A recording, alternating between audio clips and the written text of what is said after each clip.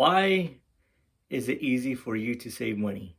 Hi, I'm the Frugal Cyborg, and in this part of the channel, we talk about frugal living, saving money, and budgeting. So if you like this kind of content, then give it a thumbs up, subscribe, hit the notification bell, and share these videos. Okay, I always get this question all the time. I don't know if other frugal people do that or people who are good at saving money get this question a lot. Why is it easy for you to save money? Or people say, like, it's easy for you to save money. And honestly, it's not. It's hard.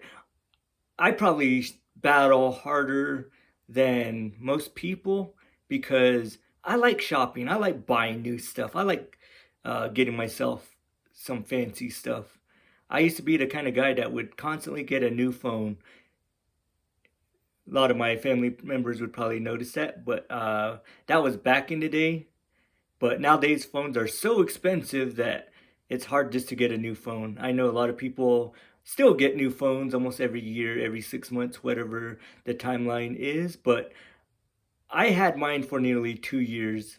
So it's not easy for me just to get a new phone. And I like the iPhones just because it's good for my disability. But I have a hard time. What makes it easier is every month I have to save money in my savings account when I first get paid. When I get paid, the bank automatically transfers it because that's how I have it set up. Maybe you can do something like that. And what I like to do is kind of ignore it. Maybe check it only once a week in my savings. But other than that, I check it every day, but I want it to keep on growing. But I want to keep on saving money and building up for maybe a new phone, a new TV, a new refrigerator, something new. Once you have a goal of saving up something, try to save twice that much. So I have the iPhone SE, which in the company I'm with, you probably seen the videos, that it was only like 200 and I think it was like $30 for a new phone. But if I'm gonna save twice as much, it would almost have to be like maybe $260 to $300. Just so when I touch that money, there's still some in there. So if you want to get a jersey, say that costs like $100, $200, save $400. So depending on what you're buying, maybe save twice as much. But if it's a big expense, maybe you have your emergency funds to fall back on.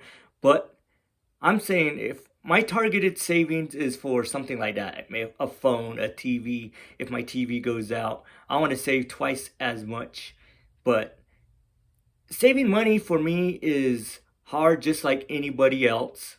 Maybe even harder because I actually do it. Some people, they always want to do it. They plan on doing it. They dream of doing it, but they never get done because I don't know if they have any goals, any plans, if they're looking forward to any emergencies. That's what I look to is my goals, my dreams, my emergencies.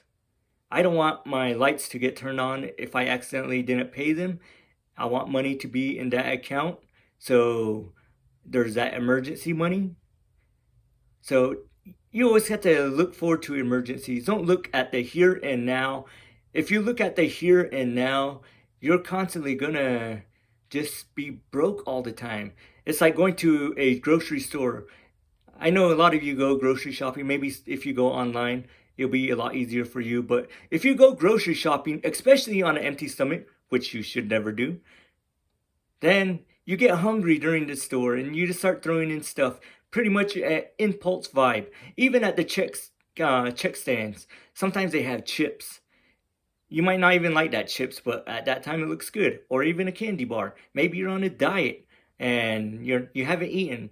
You grab a candy bar and later on it just sits in the vehicle or in your house, kind of like I do. But that's why I tell you guys never go grocery shopping on an empty stomach. I knew this when I was growing like when I used to work at a grocery store.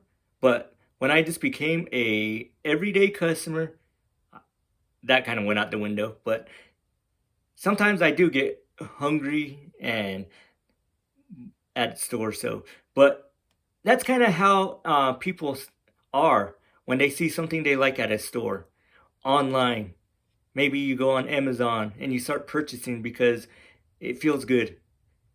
But saving money for a frugal person is just as hard. But we have goals, we have dreams, and we see emergencies coming before they come. I think that's a lot of frugal living content creators. Some of them even talk about it like maybe one at a time. But it's hard for me just as it is for you. I remember getting the stimulus checks. I didn't blow through them right away. I bought things that year throughout the month. I got my internet.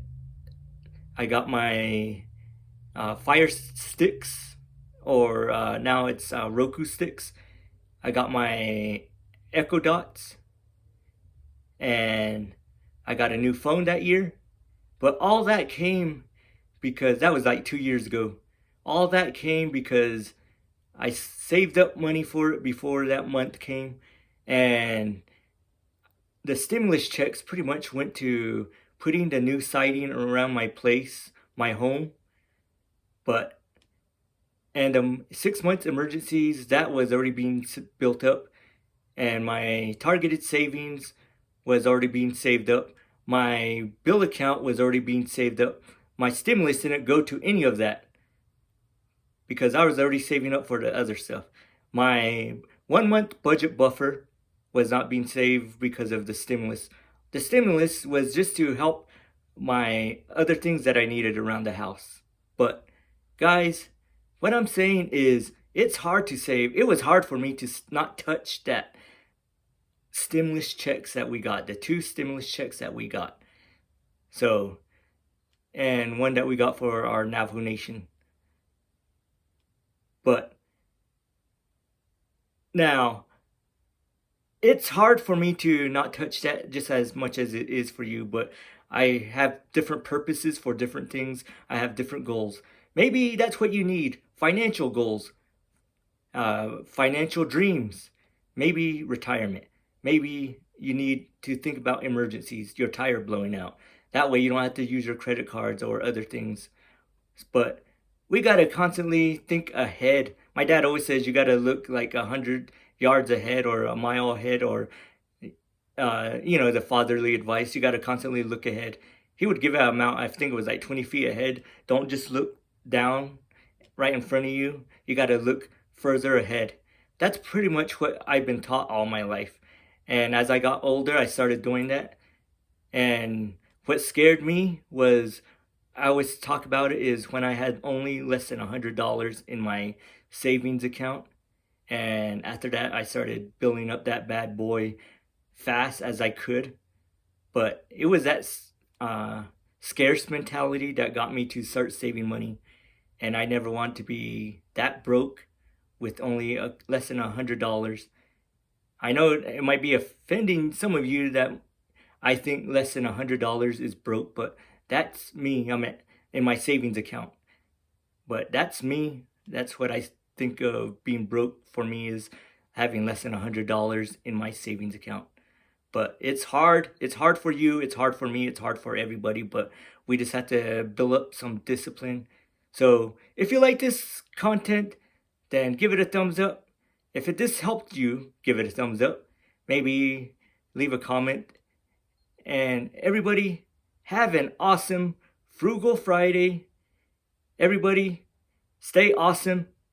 And everybody, oh yeah, I forgot to say that this Sunday, I'm going to be putting out a podcast. It says, Love Yourself to the Core. It's a personal development podcast. So come check it out. It comes out at 10 a.m. Eastern Standard Time, 8 a.m. Mountain Standard Time. I always use that because that's the time zone I'm in, the 8 a.m. Mountain Standard Time Zone. And everybody, stay frugal, my friends.